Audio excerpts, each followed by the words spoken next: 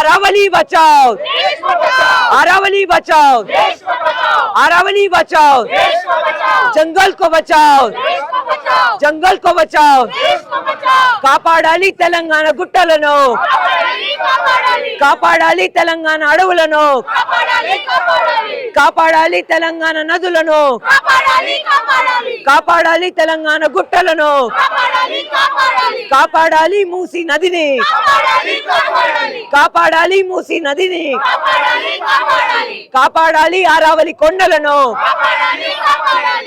తెలంగాణ వ్యాప్తంగా ఉన్న ప్రజలందరికీ మరియు ఈరోజు ఈ మీడియా సోదరులు ఎవరెవరైతే ఇక్కడ అటెండ్ అయినారో మా ఈ నిరసనకి వాళ్ళందరికీ ముందుగా కృతజ్ఞతలు. ఈరోజు తెలంగాణ ప్రజలు అందరూ ఏకమయ్యి దామగుండం నుంచి మొదలు పెట్టుకొని కాంచగచ్చిబౌలిలో ఈరోజు ఆరావలిలో లదాఖ్లో జరుగుతున్న నిరసనకి ప్రతి పర్యావరణ ఉద్యమాలకి ఒక సంఘీభావాన్ని అందజేస్తున్నారు. ఇదొక కొత్త నినాదము, ఒక కొత్త తరానికి మనం ముందుకి కదులుతున్నాము. ప్లస్ ఒక కొత్త నినాదాన్ని మనము దేశవ్యాప్తంగా ఉన్న ప్రజలకు అందజేస్తున్నాము మరియు ప్రపంచవ్యాప్తంగా ఉన్న ప్రజలకు అందజేస్తున్నాము అనే విషయంతో నేను ముందుకి వెళ్ళానని అనుకుంటున్నా. ఈరోజు ఇందిరా పార్క్లో పర్యావరణానికి సంబంధించి ఏవేవైతే ఉద్యమాలు ఉన్నాయో, క్లైమేట్ ఫ్రంట్ హైదరాబాద్ కానివ్వండి, లేకపోతే యానిమల్స్ రైట్స్ అంటే జీవ జంతువుల హక్కులకి సంబంధించి ఏవైతే ఆర్గనైజేషన్స్ పనిచేస్తున్నాయో, ఆసరా లాంటి ఆర్గనైజేషన్స్, ఇట్లా వివిధ ఆర్గనైజేషన్స్ అందరం కలిసి ఒక నిరసనని ఈరోజు ధర్నా చౌక్లో చేయడం జరిగింది. ఈ నిరసనకి రెండు ముఖ్యమైన ఉద్దేశాలు. యానిమల్ రైట్స్కి సంబంధించి ఏవైతే స్ట్రే డాగ్స్, ఏవైతే కుక్కలకి సంబంధించి ఏవైతే సుప్రీంకోర్టు జడ్జిమెంట్ ఇచ్చిందో దానికి సంబంధించి మిగతా మిత్రులు మాట్లాడతారు. నేను మరీ ముఖ్యంగా అరావలికి సంబంధించి కొన్ని విషయాలని మా తరపున మేము మా నినాదాన్ని వినిపించాలని అనుకుంటున్నా. నాతో పాటు climate front Hyderabad president Arunya, climate front Hyderabad general secretary Ansar, vice president Deeksha, Umar అందరం ఉన్నాం ఇక్కడ ఫ్రైడేస్ ఫర్ ఫ్యూచర్ నుంచి. మేమందరము దామగుండం నుంచి మొదలు పెట్టుకొని మూసీలో ఇప్పుడు జరుగుతున్న రివర్ ఫ్రంట్ కానివ్వండి, లేకపోతే కాంచగచ్చిబౌలిలో కానివ్వండి, ప్రతి పర్యావరణానికి సంబంధించి ప్రభుత్వం తీసుకొచ్చిన ప్రతి ఫెయిల్యూర్ ప్లాన్స్ అన్నిటినీ ఎండగట్టినాము, ప్రజల ముందు వాస్తవాలని పెట్టినాము. ఈరోజు ఆరావలికి సంబంధించి కూడా ఏ విధంగా అయితే బీజేపీ ప్రభుత్వము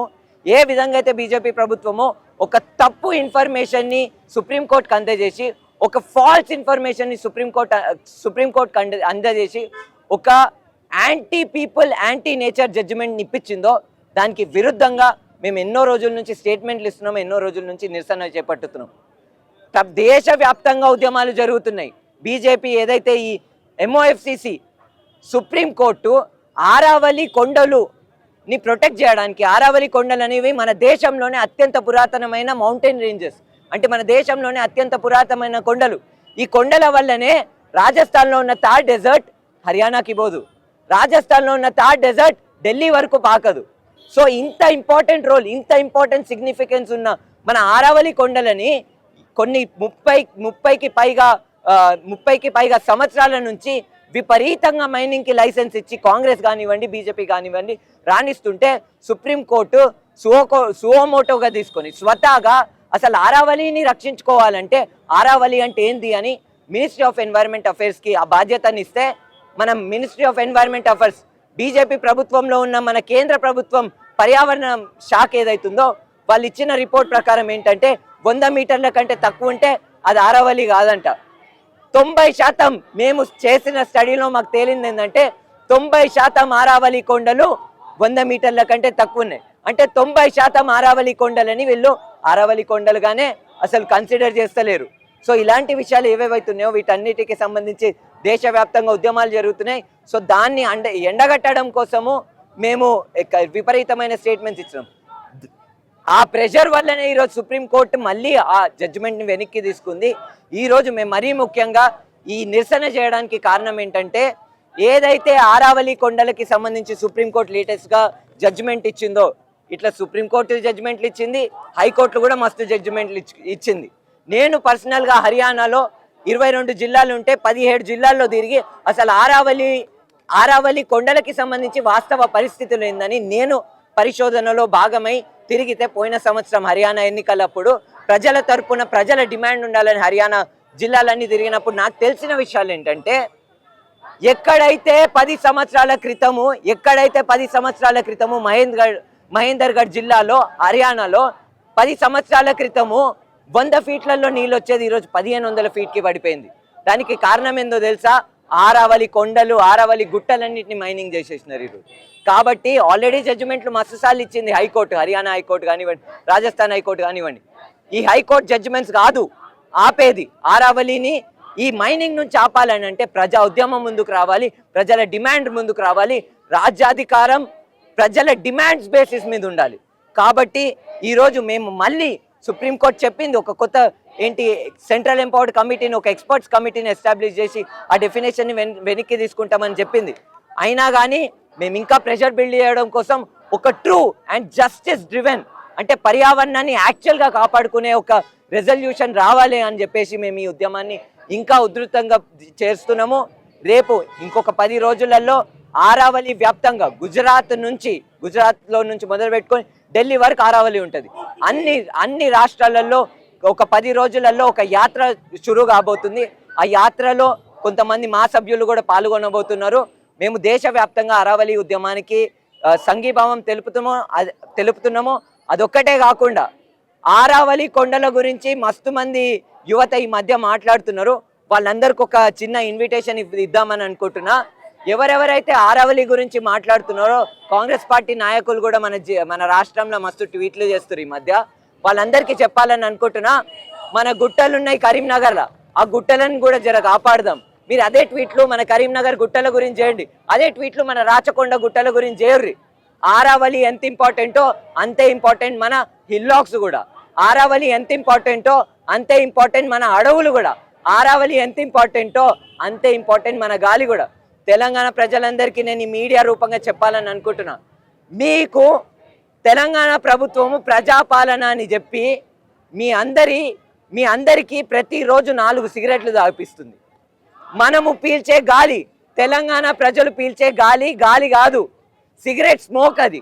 అంటే మీరు సిగరెట్ తాగితే ఎట్లయితే మీ ఆరోగ్యానికి ఎఫెక్ట్ అవుతుందో అంత దారుణమైన గాలి అది. మరి అటువంటప్పుడు ప్రభుత్వాలు చేపట్టాల్సిన యాక్షన్ ఏంది? ఎవరెవరైతే కాలుష్యం విడుదల చేస్తున్నారో వాళ్ళందరినీ పట్టుకొని ఆపాలి కదా, అరికట్టాలి కదా. కాబట్టి మేము ఈరోజు చెప్తున్నాం, పొల్యూషన్ కంట్రోల్ బోర్డ్కి కూడా చెప్తున్నాం, ఇక్కడ నుంచి హెచ్చరిస్తున్నాం. Pollution control board are your pollution promotion board.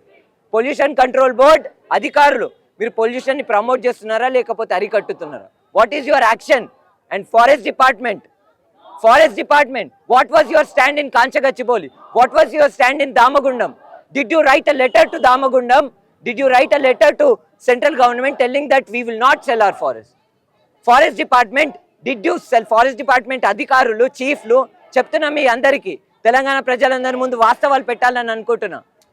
Forest department forest selling department అయిపోయింది ఈరోజు తెలంగాణలో. దామగుండంలో ఏం చేసింది? 2900 ఎకరాలని సేల్ చేసేసింది సెంట్రల్ గవర్నమెంట్కి. మేము ఆ నేవీ రేడార్కి వ్యతిరేకం కాదు, కానీ ఎక్కడైతే పెడుతున్నారో దానికి వ్యతిరేకం. అదొక్కటే కాకుండా రెండో అంశం, కాంచగచ్చిబౌలిలో ఫారెస్ట్ డిపార్ట్మెంట్ స్టాండ్ ఏంది? లేకపోతే ఈరోజు మల్టిపుల్ చోట్లలో కావాలని అడవులని లిస్ట్ చేయకుండా ఆపేసింది ఫారెస్ట్ డిపార్ట్మెంట్. సో నేను చెప్పాలని అనుకుంటున్నా, ఫారెస్ట్ డిపార్ట్మెంట్కి కూడా ఈ వేదికగా చెప్పాలని అనుకుంటున్నా. ఆరావళి గురించి చాలామంది ఫారెస్ట్ డిపార్ట్మెంట్ ఆఫీసర్లు కూడా బాగా ఎగ్జైట్ అవుతున్నారు. వాళ్ళందరికీ కూడా చెప్తున్నాం, కాపాడదాం ఆరావళి అడవులని. దాంతోపాటు జర మన జిల్లాలో, మన తెలంగాణలో ఉన్న అడవుల గురించి కూడా జర పట్టించుకోర్రి అని నేను రిక్వెస్ట్ చేస్తున్నా. ఇప్పుడు మా climate front Hyderabad steering committee సభ్యులు అన్సర్ మాట్లాడుతారు. గత 10-15 రోజులుగా దేశవ్యాప్తంగా ఒక చర్చ, దేశవ్యాప్తంగా ఒక ప్రజా ఉద్యమం జరుగుతుందో దాన్ని ఉద్దేశించి మా నినాదాలు 4 నినాదాలు మేము ఎక్కువ స్ట్రెస్ చేస్తున్నాము. Aravalli is not for sale. ఆరావళిని సేల్ చేస్తే ప్రజల్ని కూడా అమ్మినట్టే కార్పొరేట్ వ్యవస్థలకి. పాలకులు ప్రజలకి శ్రేయస్సు కోరేలాగా చట్టాలు తీసుకురావాలి, ప్రొవిజన్స్ తీసుకురావాలి, పాలసీస్ని ఇంప్లిమెంట్ చేయాలి. కానీ కార్పొరేట్ శక్తులకి మన వనరుల్ని అమ్మపుచ్చే ప్రక్రియ చేయకూడదు. అంటే ప్రజల హక్కుల్ని కాలరాసే పన్నాగమే ఇది. ఏదైతే డిసెంబర్ 20న, అంటే చీఫ్ జస్టిస్ ఆఫ్ ఇండియా చాలా రెస్పెక్టబుల్ పర్సన్, మనము చీఫ్ జస్టిస్కి వాళ్ళ తీర్పులకి వ్యతిరేకం కాదు. కాకపోతే మళ్ళీ చెప్తున్నాము, ఏదైతే భారత ప్రభుత్వం భారత రాజ్యాంగం మనకు హక్కు ఇచ్చిందో, నిరసన చేసే హక్కు ఇచ్చిందో, అదే నిరసన విధానంగానే మేము వచ్చిన తీర్పుని వ్యతిరేకిస్తున్నాము, స్వాగతించట్లేదు, వ్యతిరేకిస్తున్నాము. ఏదైతే 100 మీటర్ల కన్నా ఎక్కువ ఉంటేనే అది ఆరవల్లిలా కన్సిడర్ చేస్తాము, తక్కువ ఉంటే కన్సిడర్ చేయము. సుమారు అదే 90% కన్సిడర్ అవ్వకపోతే ఏమైంది? ఎవరైనా బిల్డింగ్లు కట్టచ్చు, ఎవరైనా రిసార్ట్లు కట్టచ్చు, ఎవరైనా ఇష్టం వచ్చినట్టు మైనింగ్ చేసుకోవచ్చు, లైసెన్సులు ఇచ్చుకోవచ్చు. ఎవరికి నష్టం అప్పుడు? ప్రజానికానికే నష్టం. అది దాన్ని మేము ఉద్దేశించి ఇట్లా హైదరాబాద్లో ఉండి యువకులుగా ఒక తెలంగాణ వ్యాప్తంగా యూత్ లైన్ మూవ్మెంట్ చేస్తున్నాము, తెలంగాణ ప్రజలుగా. అలాగే మీరు ఏమనుకుంటారో, జెన్జీ అనుకుంటారో, లేదంటే చాలా చైతన్యం ఉన్న యువకులు అనుకుంటారో, కానీ మాకైతే ఒక క్లారిటీ ఉంది. ప్రకృతిని వినాశనం చేస్తే ఆటోమేటిక్గా ప్రజలకే నష్టం. అది మీరు ఎన్ని చట్టాలు తెచ్చినా, ఎన్ని పాలసీలు తెచ్చినా ప్రకృతిని తెస్తారా? It is irreversible. మనం ఒక్కసారి చెట్టును నరికేస్తే ఇంకో మొక్కేసి అది పెరగడానికి ఎన్ని ఏళ్ళు అవుతుంది? సుమారు 30 ఏళ్ళు 40 ఏళ్ళు స్ట్రాంగ్గా దృఢంగా ఉండాలంటే. అలాంటి 2 బిలియన్ 3 బిలియన్ సంవత్సరం అంటే ఇయర్స్ నుండి ఇదే ప్రాంతంగా అంటే నార్థన్ పార్ట్లో సుమారు 3 బిలియన్ ఇయర్స్ నుంచి ఉన్న పర్వతాన్ని మీరు కొట్టేస్తే అది మళ్ళీ పెరుగుతుందా? కనీసం అక్కడ ఉన్న సంపద మళ్ళీ పెరుగుతుందా? అక్కడున్న రీఛార్జ్ చేసే రిసోర్సెస్ మళ్ళీ పెరుగుతాయా? పెరగబోవి. ఎటు చూసినా ప్రకృతికే ఇది నష్టం జరుగుతుంది, ప్రజలకే నష్టం జరుగుతుంది. ఆ పర్యావరణ ప్రాంతాల్లో ఉన్న ప్రజానికానికే అది ఒక మచ్చలాగా మిగులుతుంది. అందుకే అక్కడున్న ప్రజలందరూ పోరాటానికి సిద్ధంగా ఉన్నారు. దేశవ్యాప్తంగా ఒక మూవ్మెంట్ జరుగుతుంది. మీరు ఇంకోసారి పాలసీలు తెచ్చినా మీకు తెలియకుండా మీకు ఇష్టం వచ్చినట్టు మెజర్మెంట్స్ చేసి 50 మీటర్లు ఉండాలి, 100 మీటర్లు ఉండాలి, 1000 మీటర్లు, ఇంకా నయం 1000 మీటర్లు అనలేదు, మౌంట్ ఎవరెస్ట్ను కూడా కాల్ చేసేవారేమో. అంటే కాకపోతే మేమేం చెప్తున్నాం అంటే ఇప్పుడున్న యువతగా భవిష్యత్తు గురించి ఆలోచించి మేము పోరాటం చేస్తున్నాము. మీరు పాలసీలు తెచ్చుకోండి, మీకు ఇష్టం వచ్చిన ప్రజల్లో చిచ్చులు పెట్టి ఓట్ల కోసం ఎన్నైనా తెచ్చుకోండి, కానీ భవిష్యత్తు ప్రజానికానికి మంచి గాలి ఇవ్వండి, మంచి నీరు ఇవ్వండి, మంచి ఆహారం ఇవ్వండి అని మేము కోరుతున్నాం. మీరు అంతర్జాతీయ సదస్సుల్లో చెప్తారు కదా వికసిత్ భారత్ అని. ఎక్కడా భారత్? మన భారత్ని మనమే పొడుచుకుంటున్నాం. ఏదైనా కానీ రిజల్యూషన్ తెచ్చేటప్పుడు కానీ ఏమన్నా పాలసీ మేకింగ్ అయినా కానీ చిత్తశుద్ధితో ప్రజా సెంట్రిక్గానే తీసుకురావాలి, ఫ్రెండ్లీగానే ఉండాలి. ఎన్వైర్న్మెంట్ ఫ్రెండ్లీగా ఉన్న పాలసీసే ఎంకరేజ్ చేస్తారు ఈ ప్రజానికం, ఈ యూత్ కూడా. ఎందుకంటే ప్రజల్లో చైతన్యం పెరుగుతుంది, యువతలో చైతన్యం పెరుగుతుంది. ఎప్పుడైనా కానీ ఎలా అయినా అవ్వచ్చు, ఏ ప్రభుత్వమైనా కూలిపోవచ్చు, కొత్త ప్రభుత్వాలు రావచ్చు. కొత్త ప్రభుత్వాలు వచ్చినా ఏ ప్రభుత్వాలు వచ్చినా కానీ ఒకటే, భవిష్యత్తు ప్రజానికానికి ఉద్దేశపూర్వకంగా అంటే గుడ్ ఎన్వైర్న్మెంట్ కాజ్ కోసమే మీరు పాలసీలు తేవాలని మేము ఉద్దేశించి చేస్తున్నాం. అంతేగాని సుప్రీంకోర్టు తీర్పుకి వ్యతిరేకం కాదు, ఏ ప్రభుత్వానికి వ్యతిరేకం కాదు, మీ వైఖరికి వ్యతిరేకం అంతే. Thank you.